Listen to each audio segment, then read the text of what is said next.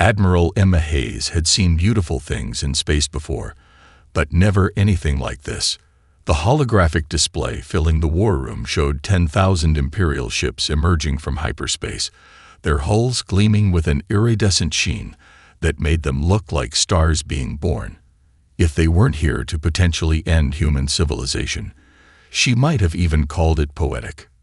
Quite a show they're putting on, General Marcus Thompson said besides her, his voice carrying the same forced casualness she felt. They'd prepared for this moment for 15 years, but theory and reality were very different things. The Imperial ships arranged themselves in a perfect geometric pattern above Earth's major population centers, their formation so precise it looked like a computer simulation.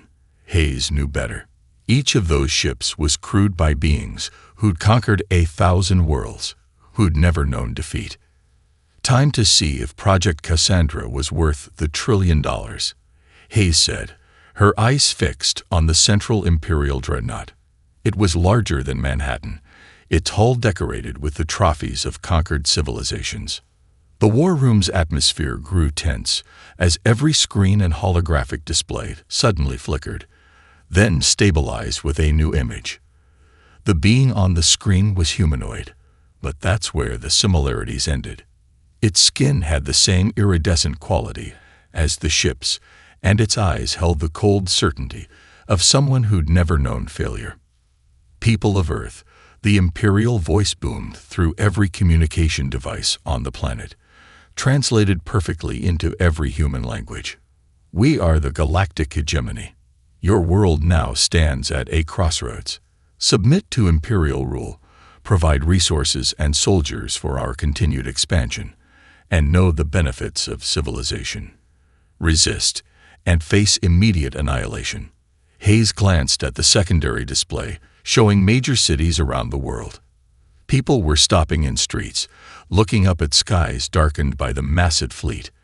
But there wasn't panic. Not yet. The public preparedness programs had worked better than expected. Dr. Jessica Anderson's voice came through Hayes' private comm channel. Quantum mesh is ready, Admiral. All monitoring stations report green status. Acknowledged, Hayes replied softly. She nodded to General Thompson, who stepped forward to the main communication array.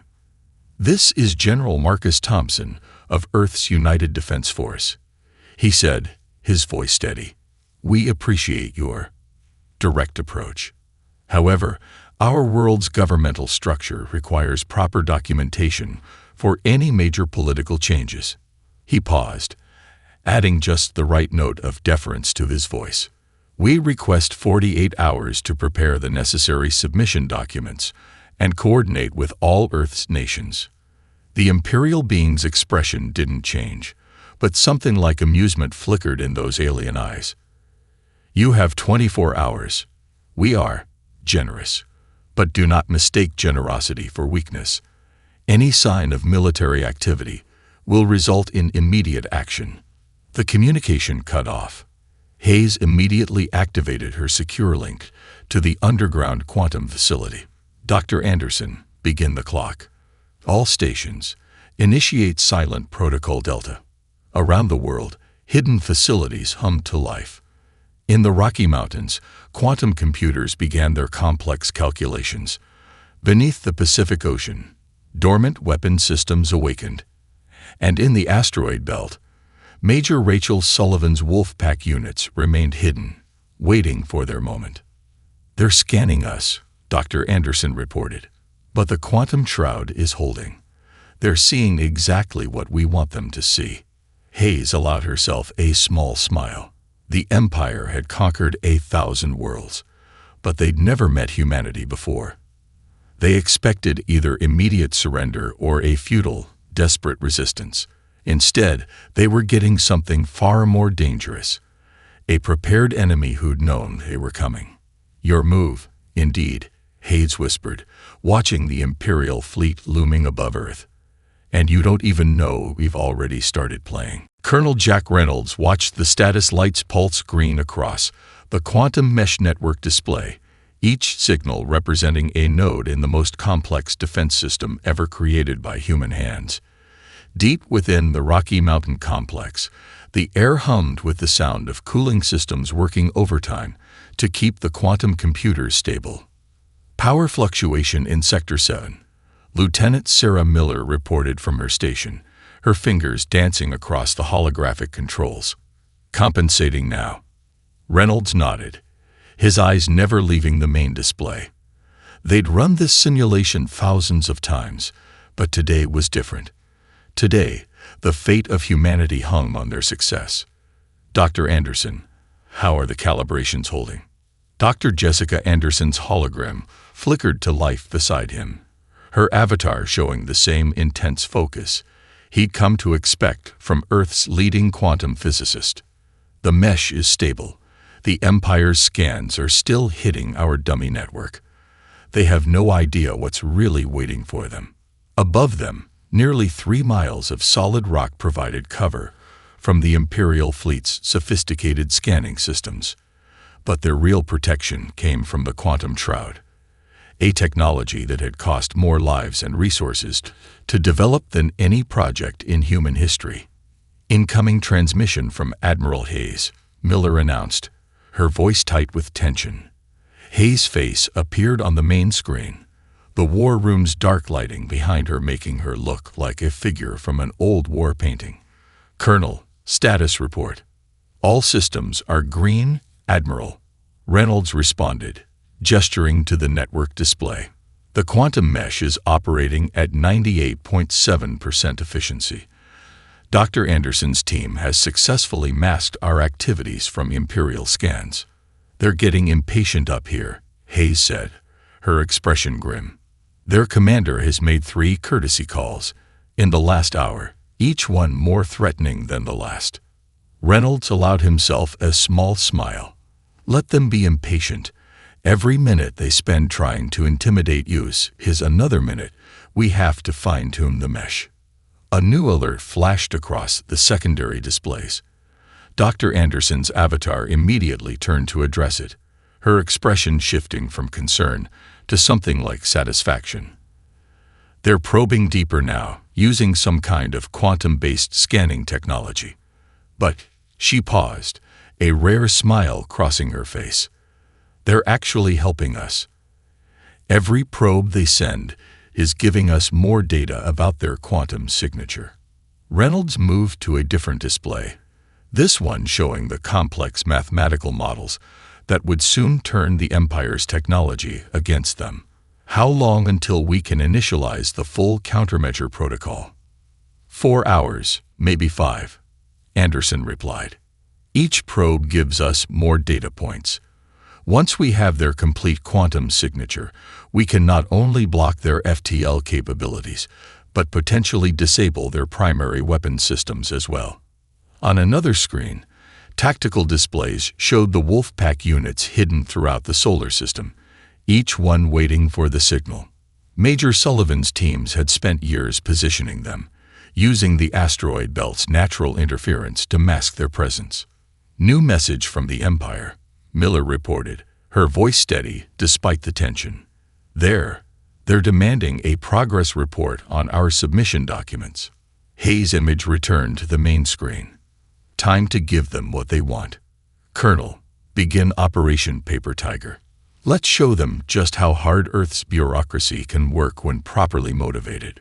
Reynolds nodded to his communication team, and within moments, a carefully crafted stream of data began flowing to the Imperial fleet.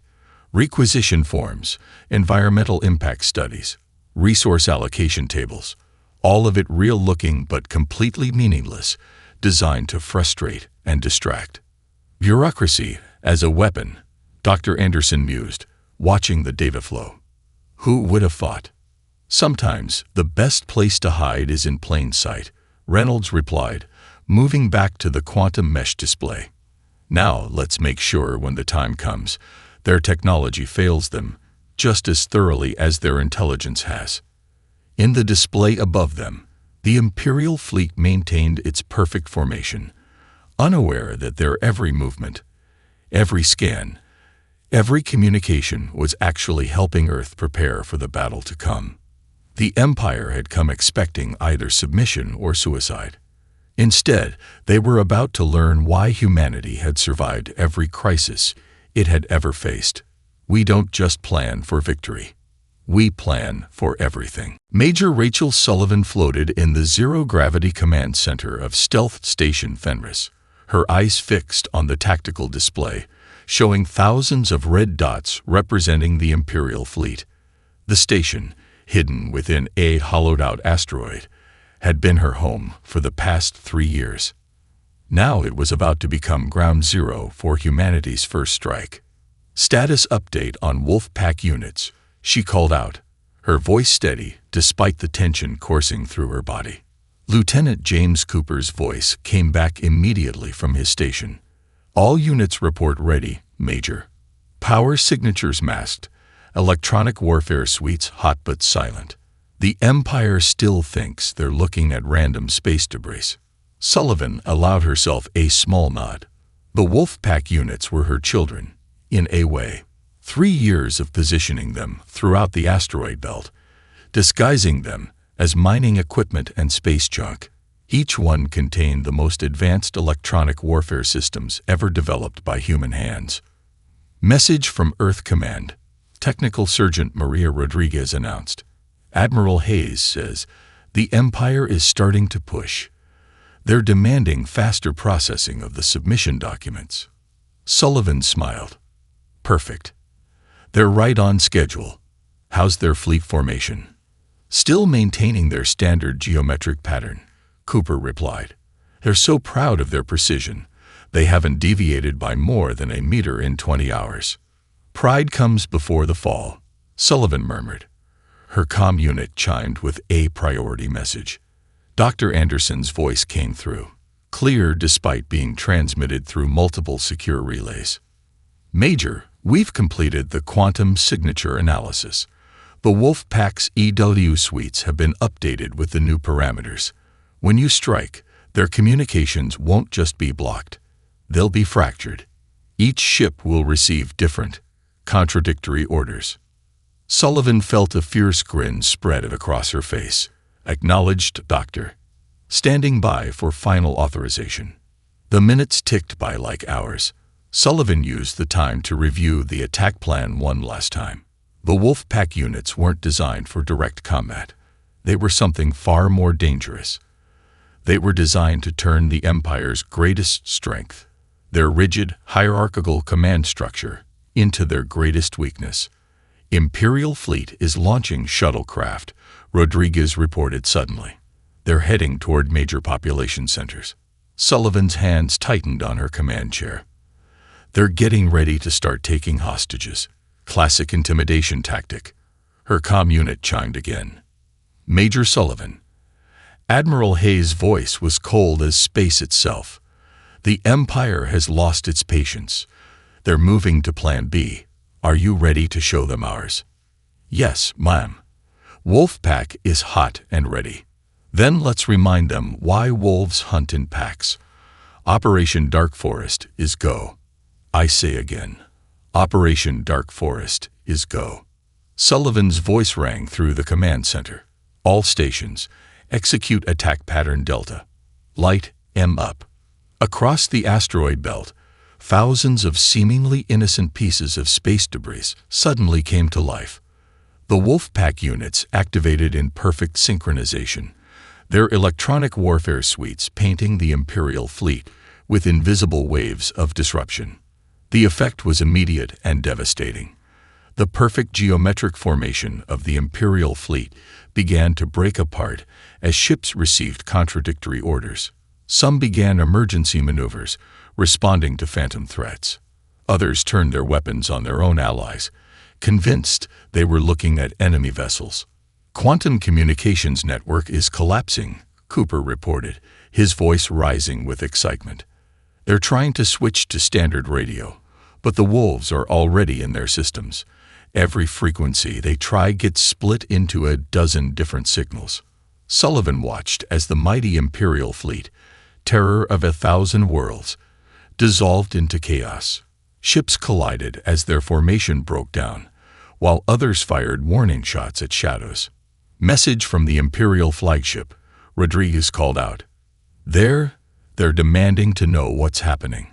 They're threatening to open fire. Let them try, Sullivan replied, watching as more Wolfpack units came online. They can't hit what they can't coordinate, and right now, they couldn't coordinate a dance party. She opened a channel to Earth Command. Admiral Hayes, the pack is hunting. Your move. Captain Michael Brooks felt the low hum of his Corvette's engines through the command chair as the ship glided through Jupiter's intense radiation belts. The massive gas giants' storms raged below, creating the perfect cover for his strike force of 30 ships. Each vessel was a masterpiece of human engineering, designed specifically for this moment. Status report on the Imperial fleet.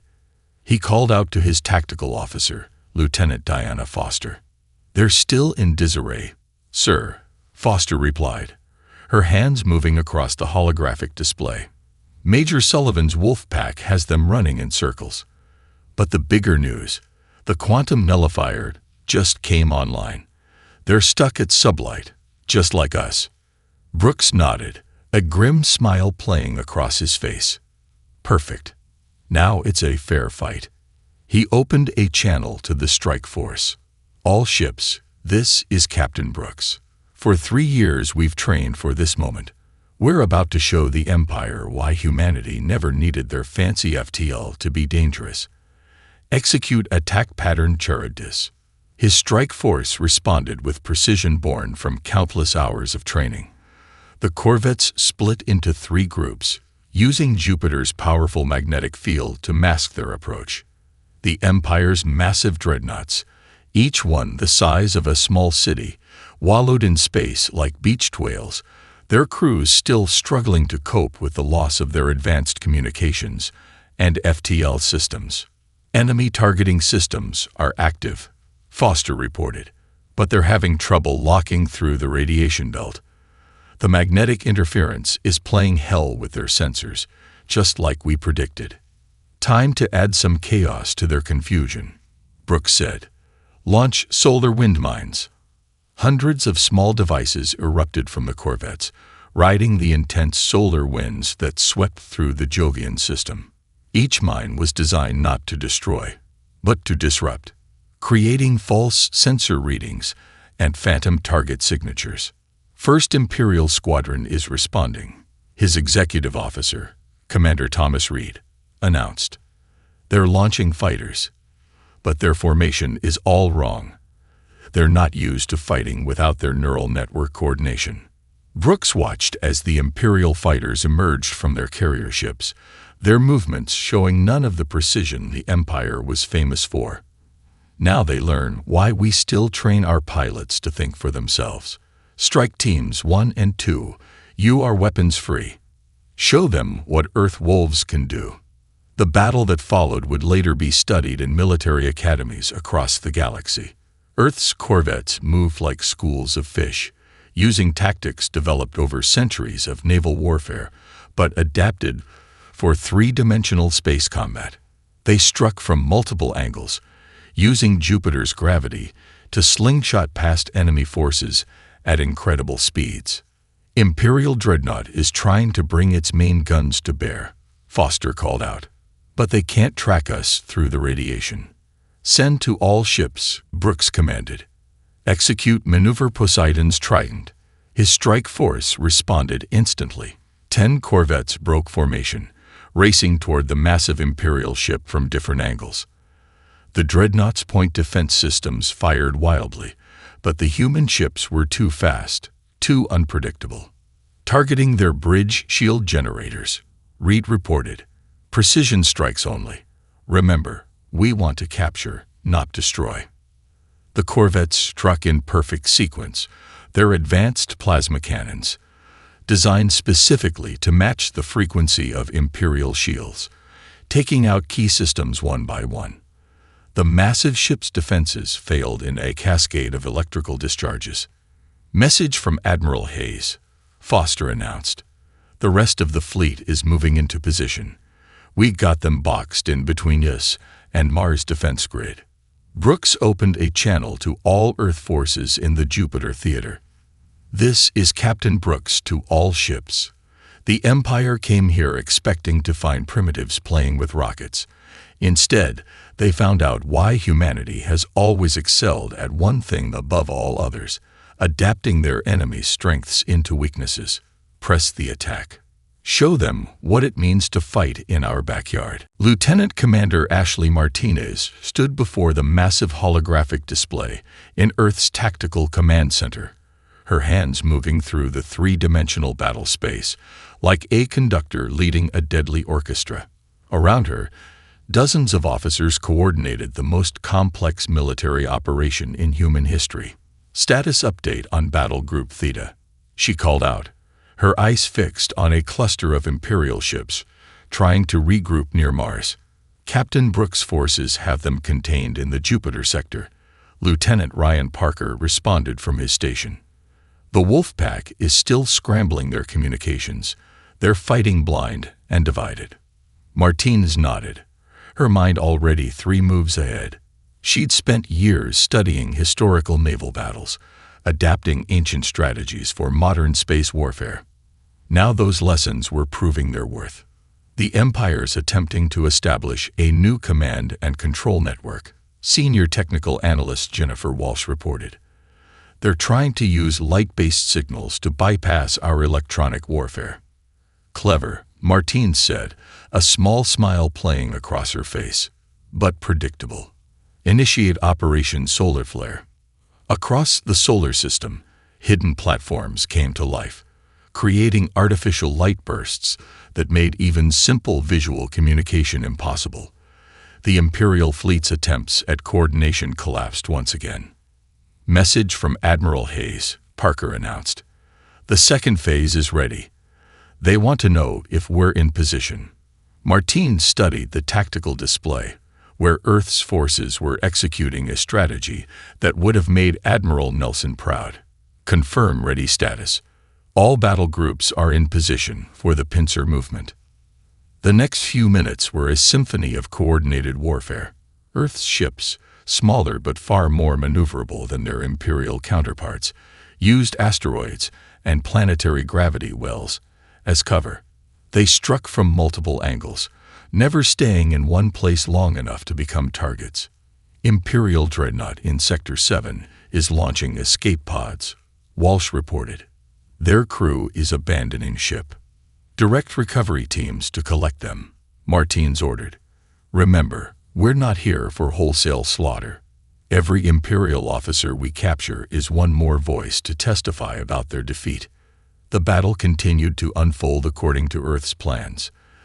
The Empire's ships, designed for long-range bombardment and intimidation, found themselves unable to cope with an enemy that fought like ancient submarine commanders, silent, strategic, and lethal. "New contact." Parker's voice rose with urgency. Massive energy signature detected near the Kuiper Belt. They had a hidden reserve force. Martinez's mind raced through the possibilities. This wasn't in their intelligence reports, but she planned for such contingencies. "Execute Protocol Omega. All ships in the outer system, implement scattered retreat. Draw them in." She watched as Earth's forces appeared to break formation, retreating in apparent disorder. The Imperial Reserve Force, sensing victory, pushed forward aggressively, exactly as she'd hoped. "They're crossing the quantum nullifier's outer boundary," Walsh reported with growing excitement. "Their FTL systems are going dark. Now, spring the trap," Martinez commanded. "All forces, execute Operation Thermopylae." The seemingly scattered Earth forces suddenly turned as one, their apparent retreat revealing itself as a classic naval maneuver adapted for space. The Imperial Reserve found itself caught between 3 different battle groups, with the sun's radiation at their backs, limiting their escape options. "Admiral Hayes is requesting a status update," Parker said. Martinez allowed herself a moment of pride as she watched the last pieces of her strategy fall into place. "Tell her the art of war remains unchanged, even among the stars. The Empire brought technology. We brought 4,000 years of military history and the wisdom to use it. She turned to address the Tactical Command Center directly. They expected us to fight like primitives learning, to use their hand-me-down technology. Instead, we're teaching them why humanity's greatest strength has always been our ability to turn our enemies' advantages against them. Send word to all commands. Press the attack. Let's show the Empire why Earth never needed their technology to be dangerous. Commander James Wilson moved through the Imperial flagship's corridors like a ghost, his quantum phase armor rendering him nearly invisible to both sensors and the naked eye. Behind him, SEAL Team Quantum followed in perfect formation, their movements silent despite the zero-gravity environment. "Status check," he whispered into his tactical comm. The sound carried through bone conduction to avoid any external noise. "Alpha Team in position," came Lieutenant Kelly Rodriguez's response. "We've located the primary command core access point. Security is heavy, counting at least 20 Imperial guards." "Bravo Team ready," Lieutenant Mark Chen added. "Engineering section is locked down tight, but we found a maintenance shaft that matches Dr. Anderson's schematics." Wilson checked his quantum phase meter. The display projected directly onto his retina. The technology that made this mission possible was holding steady, allowing them to pass through the Imperial energy shields like they didn't exist. "Remember the primary objective," he vocalized to his team. "We need those command codes intact. The Empire has dead man switches on every major world they've conquered. One wrong move, and they could trigger automated retaliation against Earth." The team acknowledged with simple light taps on their combat neural links, a system designed to work even through the quantum interference that now plagued the Imperial fleet's communications. Wilson led his squad through a series of service corridors, their path plotted using data stolen from a dozen different Imperial sources over the years. They passed several patrols of Imperial guards, but the quantum phase armor made them literally out of phase with normal matter. Untouchable and invisible. "Contact," Rodriguez warned suddenly. Imperial command staff approaching. There, they looked nervous. Wilson held up a fist, and his team froze in place. A group of high-ranking Imperial officers hurried past, their iridescent skin showing signs of stress, a detail that human intelligence had discovered years ago. "They're heading for the emergency escape pods," Chen observed. "They know they're losing." "Stay focused," Wilson commanded. "We're not here for them. The command core is our target." He checked his mission timer. "Synchronize with Alpha Team. Execute in 3 minutes." The final approach to the command core was the most dangerous part. They would have to deactivate their quantum phase armor to interact with the physical systems. One wrong move, one early alert, and the Empire could trigger their dead man switches. "All teams in position," Rodriguez reported. "Ready on your mark." Wilson took a deep breath, centering himself.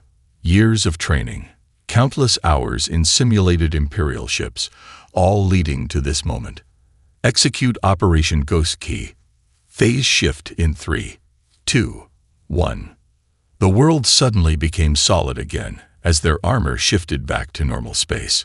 In the same instant, every member of SEAL Team Quantum moved with surgical precision. Stun weapons, designed specifically for Imperial physiology, dropped the guards before they could react. "Core room secure," Chen reported. "Beginning hack sequence."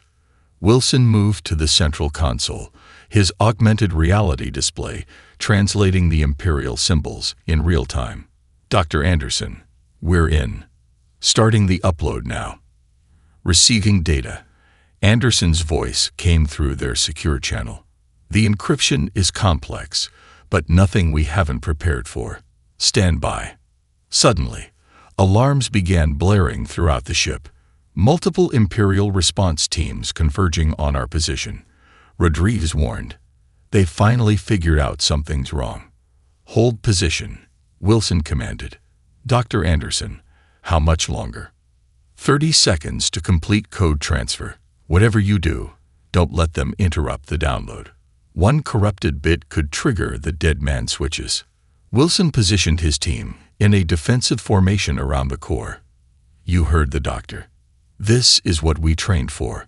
Show them why Earth's special forces are the best in any galaxy. Director Alexandra Morgan stood in the heart of Earth's intelligence command, her eyes moving between dozens of holographic screens showing real-time data from across the galaxy. The Empire's captured communication networks were proving to be a gold mine of information and a perfect platform for what was to come.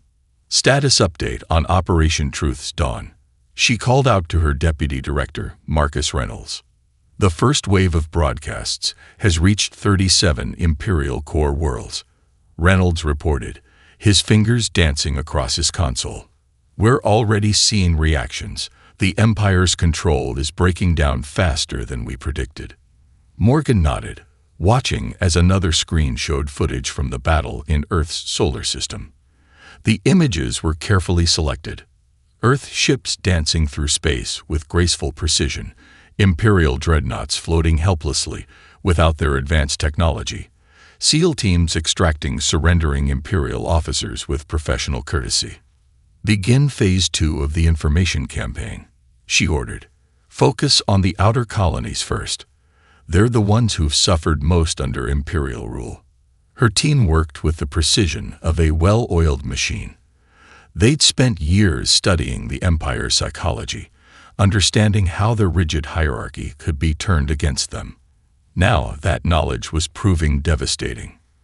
Report from Proxima Centauri Colony called out Senior Analyst Jennifer Foster. Their local garrison is in open revolt.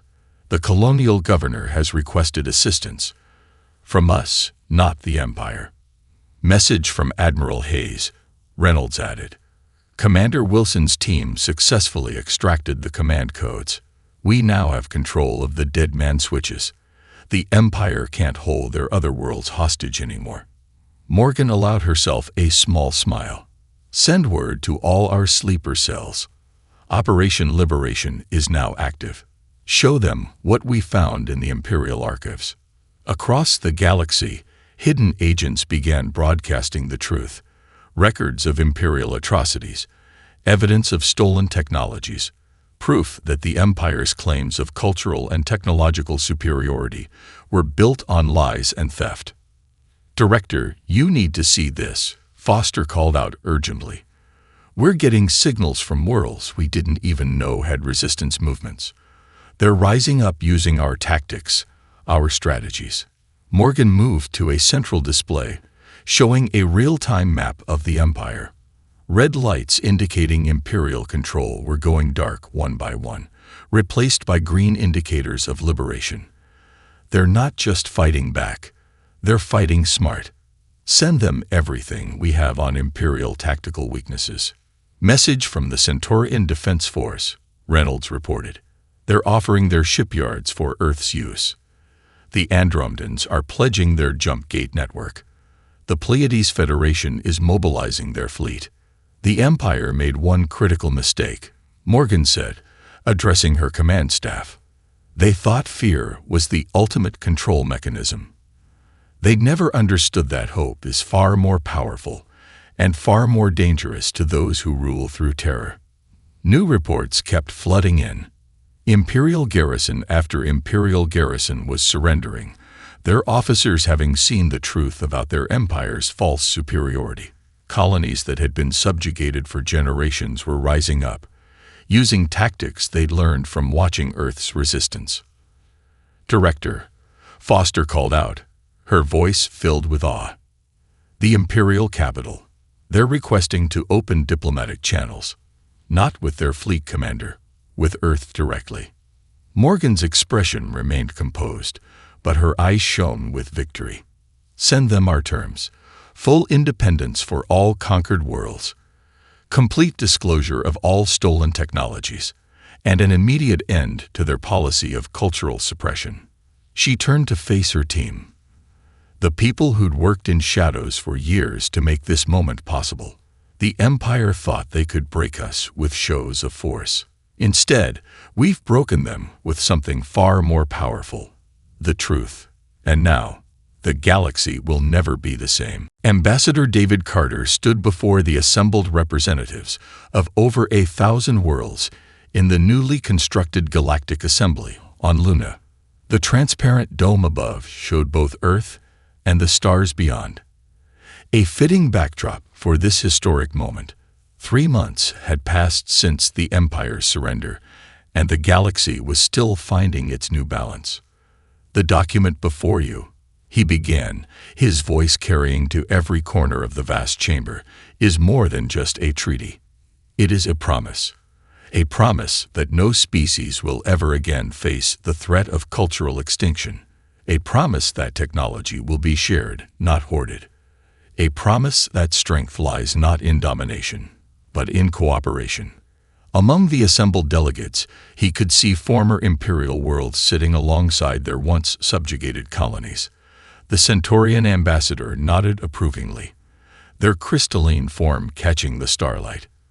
The Andromedan delegation's color-shifting robes reflected their agreement in shades of deep blue.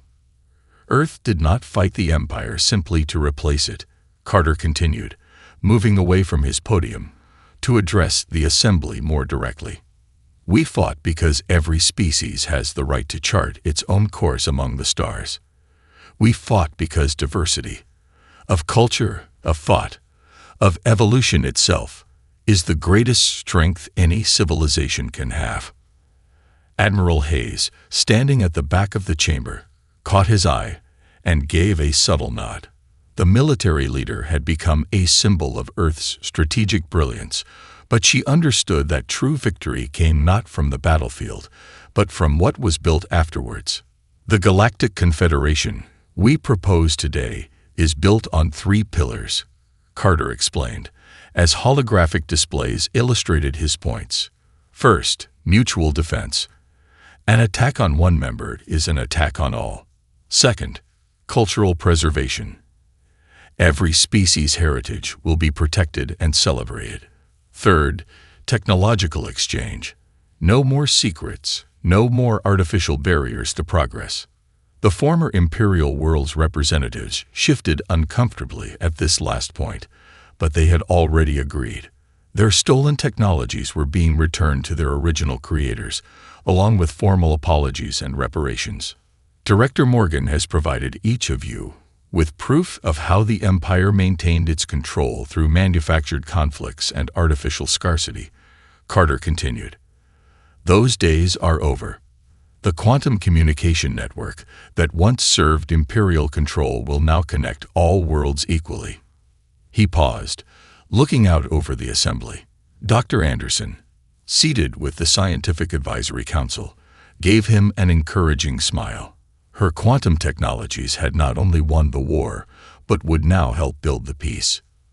But perhaps most importantly, Carter's voice softened, becoming more personal. "We must remember the lesson that brought us here. The Empire believed that advanced technology and military might were the source of true power. Earth proved them wrong. Our victory came not from superior weapons, but from understanding that real strength lies in unity, adaptability, and the courage to stand up for what's right." The chamber was silent, every representative absorbing his words. Even the artificial intelligences, attending through holographic avatars, seemed to be processing the historical significance of the moment. "The document before you is not perfect," Carter acknowledged, "but neither are any of us. It is, however, a beginning, a foundation upon which we can build something greater than any empire, a confederation of equals, where every voice is heard, and every world has a chance to reach its full potential." He returned to the podium, his expression both serious and hopeful. "The choice is yours. Earth has shown that we can fight if we must, but we would rather build than destroy, create rather than conquer, unite rather than divide. The stars await us all, not as subjects or rulers, but as explorers and allies." The voting began, and one by one, The representatives made their choice. As the final tally appeared above the assembly, Carter allowed himself a smile. The galaxy had chosen hope over fear, unity over division. The real work was just beginning. But for the first time in millennia, the future was truly bright.